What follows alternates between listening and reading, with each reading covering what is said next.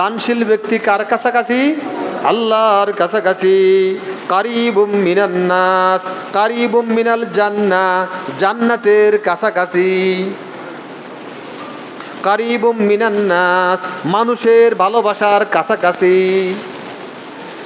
দানশীল ব্যক্তি আল্লাহর কাছাকাছি, আল্লাহর সন্তুষ্টির কাছাকাছি, আল্লাহর ভালোবাসার কাছাকাছি।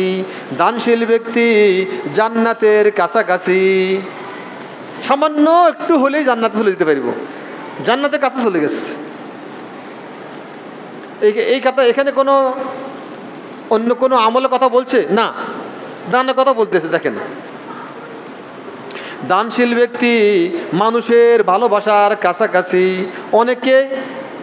অনেকে মানুষের কাছে ভিড়ে না, দূরে দূরে থাকে, কিন্তু দানশীল ব্যক্তি মানুষের ভালোবাসা হৃদয়ের কাছে অবস্থান করে।